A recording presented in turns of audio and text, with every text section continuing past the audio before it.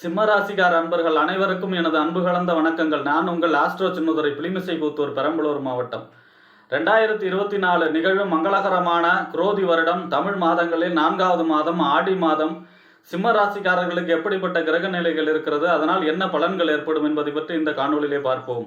இது போன்ற தொடர்ந்து தமிழ் மாத ராசி பலன்களை தெரிந்து கொள்ளவும், ஜோதிட தகவல்களை தெரிந்து கொள்ளவும் நமது சேனல் ஆஸ்ட்ரோ சின்னதுரையை சப்ஸ்கிரைப் செய்து கொள்ளுங்கள், லைக் பண்ணுங்கள், நண்பர்களுக்கு ஷேர் பண்ணுங்கள். ஆடி மாதம், அதாவது தமிழ் மாதங்களில் 4வது மாதம் ஆடி மாதம். இந்த ஆடி மாதத்தை அம்மன் மாதம் என்பார்கள். ஏனென்றால் நவ கிரகங்களில் தாயாரை குறிக்கக்கூடிய கிரகம் சந்திரன். இந்த சந்திரனுடைய ஆட்சி வீடு கடகம். இந்த கடகத்திலே சூரியன் சஞ்சரிக்கின்ற காலம் ஆடி மாதம். இதை கேரளாவில் ராமாயண மாதம், கற்கடக மாதம்னு சொல்லுவாங்க. ஆக இந்த ஆடி மாதம் அம்மன் அருள் நிரம்பிய மாதம். ஏனென்றால் சந்திரனுடைய ஆட்சி வீட்டில் சூரியன் சஞ்சரிக்கக்கூடிய காலம். ஆக இந்த மாதம் அம்மனை வழிபட்டு வாழ்வில் வளம் பெற வேண்டுகிறேன். அடுத்ததாக சிம்ம ராசி. உங்கள் ராசிநாதன் சூரியன் 12ஆம் இடத்திலே மறைந்து காணப்படுகிறார் இந்த மாதம் முழுவதுமே. பொதுவாக ராசிநாதன் 12ஆம் இடத்திலே மறையக்கூடாது. ராசிநாதன் 12ஆம் இடத்திலே மறைந்து காணப்படுகிறார். நிறைய அலைச்சல் இருக்கும். நிறைய அலைச்சல் இருக்கும். ஒரு விஷயத்துக்காக 2 தடவை 3 தடவை அலைய வேண்டியிருக்கும். விரயங்கள், ஏன்னா 12ஆம் இடங்கிறது அதாவது அயன சயன போகஸ்தானம், விரயஸ்தானம். ஆக விரயங்கள் ஏற்படக்கூடிய அமைப்பு இருக்கிறது. செலவுகளை கட்டுக்குள் வைத்து கொள்ள வேண்டும். ஒரு விஷயத்துக்காக நிறைய அலைச்சலைகளை கொடுக்கக்கூடிய அமைப்பு இருக்கிறது. அடுத்ததாக வெளிநாடு சம்பந்தமான முயற்சிகளிலே வெற்றி கொடுக்கக்கூடிய அமைப்பும் இருக்கிறது. 12ஆம் இடங்கிறது வெளிநாடு சம்பந்தமான இடம். ஆக 12ஆம் இடத்தை ராசி அதிபதி போய் மறைஞ்சா வெளிநாடு சம்பந்தமா பாஸ்போர்ட் விசாவுக்காக காத்திருக்கிறவங்களுக்கு உடனடியாக கிடைக்கக்கூடிய அமைப்பு இருக்கிறது. பொதுவாக 12ஆம் இடத்துல அயன சயன போகசாலத்தில் ராசிநாதன் மறையும் பொழுது கொஞ்சம் அலைச்சல் நிறையா இருக்கும். இப்போ ராசிநாதன் 12ல் மறைஞ்சாலே நிறைய அலைச்சலை கொடுக்கக்கூடிய அமைப்பில் இருக்கும். செலவுகளை கட்டுக்குள் வைத்துக் கொள்ள வேண்டும். அடுத்ததாக உங்கள் ராசிக்கு 2ஆம் அதிபதி, வாக்கு தனம் குடும்பஸ்தானத்துக்கு அதிபதி, 11ஆம் இடம் அதிபதி. 11ஆம் இடம் என்பது மூத்த சகோதரம், சித்தப்பா, நம்மளுடைய அபிலாஷைகள் பூர்த்தியாகக்கூடிய இடம். லாபஸ்தானம் 11ஆம் இடம். 11ஆம் இடம் நெருங்கிய நட்பு வட்டாரங்களை குறிக்கக்கூடிய இடம். ஆக இந்த 2க்கும் 11க்கும் உடையவர் யார் என்றால் புதன். உங்கள் ராசிக்கு 12ஆம் இடத்துல சஞ்சரிக்கிறார். வெறும் 3 நாட்கள் மட்டும், அதாவது ஆடி மாதம் 3ஆம் தேதி வரைக்கும் தான். பிறகு உங்கள் ராசியிலே சஞ்சரிக்கிறார். பொதுவாக 2ஆம் அதிபதி வாக்கு தனம் குடும்பஸ்தான அதிபதி ராசியிலே சஞ்சரிப்பது யோகம். புதன்னா கையெழுத்து, புதன்னா ஒப்பந்தம். ஆக கையெழுத்து ஒப்பந்தம் மூலயமாக வருமானம் பெறக்கூடிய அமைப்பு. புதன் 2ஆம் அதிபதி ராசியில் இருக்கும்போது குடும்பஸ்தானத்து அதிபதி இல்லையா. குடும்பத்திலே சுப நிகழ்ச்சிகள் நடைபெறுவதற்கான வாய்ப்பு அதிகமாக இருக்கிறது. குடும்பம் ஒரு அமைதியான நிலையை அடையக்கூடிய அமைப்பு இருக்கிறது. ஏன்னா 2ஆம் அதிபதி ராசியிலே சஞ்சரிக்கும் போது குடும்பத்தோடு இணக்கமான சூழ்நிலை உருவாகக்கூடிய அமைப்பு இருக்கிறது. அடுத்ததாக 11ஆம் இடத்து அதிபதி அவர் தான். 11ஆம் இடத்து அதிபதி ராசியில் இருக்கும்போது 11ஆம் இடங்கிறது நம்ம நீண்ட நாள் எண்ணங்கள் நிறைவேறுமா அப்படின்னு சொல்லக்கூடிய இடம். ஆக 11ஆம் இடத்து அதிபதி ராசியில் இருக்கும் பொழுது கண்டிப்பாக நீண்ட நாள் எண்ணங்கள் நிறைவேறக்கூடிய மாதமாக இருக்கும் சிம்ம ராசிக்காரர்களுக்கு. 11ஆம் இடத்து அதிபதி சிம்ம ராசியிலே சஞ்சரிக்கும் பொழுது. அடுத்ததாக 11ஆம் இடத்து அதிபதி ராசியில சஞ்சரிப்பதால் நெருங்கிய நட்பு வட்டாரங்களுடன் இணக்கமான சூழ்நிலை, அதாவது நிறைய நட்பு வட்டாரங்கள் பெறக்கூடிய அமைப்பு. சித்தப்பா வகையிலே அனுகூலமான பலன். மூத்த சகோதரத்தால் அனுகூலமான பலன்கள் ஏற்படக்கூடிய அமைப்பாக இருக்கிறது. புதன் நல்ல நிலையிலே இந்த மாதம் உங்களுக்கு பலனை தர இருக்கிறார். ராசியிலே 2க்கும் 11க்கும் உடைய புதன் ராசியிலே அமர்ந்து நல்ல பலன்களை ஆடி மாதம் சிம்ம ராசிக்காரர்களுக்கு தர காத்திருக்கிறார். அடுத்ததாக உங்கள் ராசிக்கு 3ஆம் இடம் முயற்சி ஸ்தானம், வெற்றி ஸ்தானம், இளைய சகோதர ஸ்தானம், தைரிய ஸ்தானம், வீரிய ஸ்தானம். 3ஆம் இடம் என்பது தகவல் தொடர்பு ஸ்தானம், வெற்றி ஸ்தானம். நம்ம வெற்றி பெறக்கூடிய அமைப்பு. நம்ம எடுக்கக்கூடிய முதல்ல முயற்சி சொல்லக்கூடிய இடம் 3ஆம் இடம்.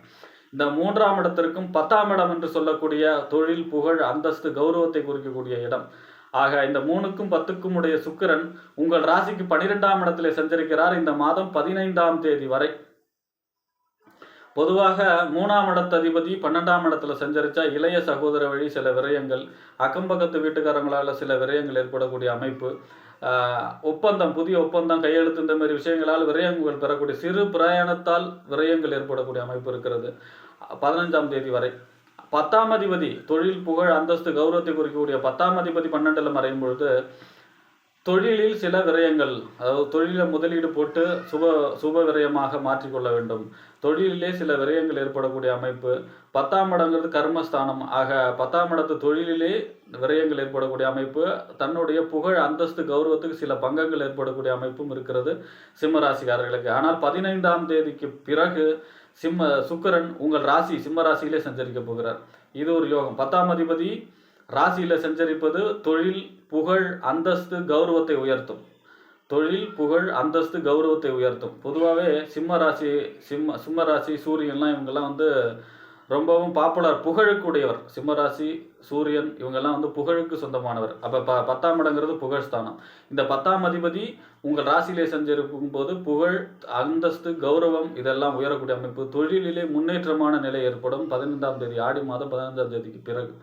3ஆம் இடத்து அதிபதி ராசியில சஞ்சரிக்கும் போது புதிய ஒப்பந்தங்கள், அரசு வழி புதிய கான்ட்ராக்ட் கிடைக்கக்கூடிய அமைப்பு, புதிய ஒப்பந்தங்கள் கிடைக்கக்கூடிய அமைப்பு, இளைய சகோதர வழி அனுகூலங்கள் கிடைக்கக்கூடிய அமைப்பு, இதெல்லாமே மிகச்சிறப்பாக இருக்கும். 15ஆம் தேதிக்கு பிறகு சுக்கிரன் உங்களுக்கு அனுகூலமான பலன்களை தர காத்திருக்கிறார். அடுத்ததாக 4ஆம் இடம், வீடு, வண்டி, வாகனம், மனை, தாயார் ஸ்தானம், சுகஸ்தானம் என்று சொல்லக்கூடிய 4ஆம் இடத்திற்கும் 9ஆம் இடத்திற்கும் அதிபதி. 9ஆம் இடம் தந்தை ஸ்தானம். 9ஆம் இடம் என்பது தொலைதூர பயணம். 9ஆம் இடம் உயர்கல்வி ஸ்தானம், பாக்கிய ஸ்தானம். ஆக இந்த 4 அதாவது 4ஆம் இடம் கேந்திரம், 9ஆம் இடம் திரிகோணம். இந்த 4க்கும் 9க்கும் உடைய செவ்வாய் 10ஆம் இடத்திலே சஞ்சரிக்கிறார் இந்த மாதம் முழுவதுமே. இது ஒரு சிறப்பான நிலை. ஏன்னா 10ஆம் இடத்துல சூரியனும் செவ்வாயும் திக்பலம் அடைவார், நல்ல வலுவான நிலை அடைவார். ஆக தசம அங்காரகா அப்படின்னு சொல்லுவாங்க. 4க்கும் 9க்கும் உடைய செவ்வாய் 10ஆம் இடத்துல, அதுவும் குருவோட சேர்ந்து. ஏன்னா குரு தனிச்சிருந்தா அந்த தனித்து நிற்கில் அவதிகள் மெத்த உண்டுன்னு சொல்லுவாங்க இல்லையா. அப்போ குரு 10ஆம் இடத்துல இருக்கும்போது நல்ல பலன்கள் இல்லை. ஆனால் செவ்வாயோட சேர்ந்து குரு மங்கள யோகமாக, தொழிலிலே வளர்ச்சியை கொடுக்கக்கூடிய அமைப்பாக, சகோதர வழியிலே லாபங்களை பெறக்கூடிய அமைப்பாக, பூமி அதாவது விவசாயம் மூலமாக வருமானம், அல்லது உங்களுடைய இடம் நல்ல விலைக்கு விற்கக்கூடிய அமைப்பு, ரியல் எஸ்டேட்டில் இருக்கிறவங்களுக்கு மிகப்பெரிய லாபத்தை தரக்கூடிய அமைப்பு, கனரக வாகனங்களிலே நல்ல லாபகரமான அமைப்பு. ஏன்னா செவ்வாய்ங்கிறது இயந்திரம் சம்பந்தமான இயந்திரம் மூலமாக பெறக்கூடிய வருமானம் பெறக்கூடிய அமைப்பு, புதிய தொழில் தொடங்கக்கூடிய அமைப்பு, தொழிலிலே விரிவுபடுத்தக்கூடிய அமைப்பு. ஏன்னா 10ஆம் இடங்கிற தொழில் சாணம் செவ்வாங்க திக்பலம் அடைஞ்சு, அதுவும் குருமங்கலம் யோகமாக இருந்து தொழில் சம்பந்தமான வளர்ச்சியை கொடுக்கக்கூடிய அமைப்பிலேயே இந்த மாதம் சிம்மராசிக்காரர்களுக்கு செவ்வாய் அனுகூலமான பலன்களை தருகிறார். அதாவது அவர் 4ஆம் இடத்துக்கு அவர் தான் அதிபதி. அசைய சொத்துக்கு, வீடு, வண்டி, வாகனம், மனை, தாயார், சுகஸ்தானம் இதுக்கும் அவர் தான் அதிபதி. 10ஆம் இடத்துல சுபத்துவம் அடையும் போது இந்த புதிய வீடு கட்டக்கூடிய அமைப்பு, வீடு வாங்கக்கூடிய அமைப்பு, நிலம் வாங்கக்கூடிய அமைப்பு, இடம் வாங்கக்கூடிய அமைப்பு, அல்லது உங்களுடைய நிலம், இடத்தை, வாகனத்தை நல்ல விலைக்கு விற்கக்கூடிய அமைப்பும் இருக்கிறது. அதே போல தந்தை வழியில் சில ஆதரவுகள் பெறக்கூடிய அமைப்பு, உயர்கல்வி தொலைதூர பயணங்களால் லாபங்கள் பெறக்கூடிய அமைப்பு, உயர்கல்வியிலே எதிர்பார்த்திருப்பவர்களுக்கு அந்த உயர்கல்வி கிடைக்கக்கூடிய அமைப்பு, வெளிநாடு சென்று படிக்கக்கூடிய அமைப்பெல்லாம் இந்த செவ்வாய் 9ஆம் அதிபதி 10ஆம் இடத்தில் இருக்கும்போது மிகச்சிறப்பாக இருக்கிறது. ஆக இந்த மாதம் உங்களுக்கு ராசிநாதன் மட்டும் 12ஆம் இடத்தில் இருக்கிறார். பாக்கி இருக்கிற கிரகங்கள்லாம் அனுகூலமான, சுக்கிரன் 15ஆம் தேதிக்கு மேலே அனுகூலமான பலன்களை தர இருக்கிறார்.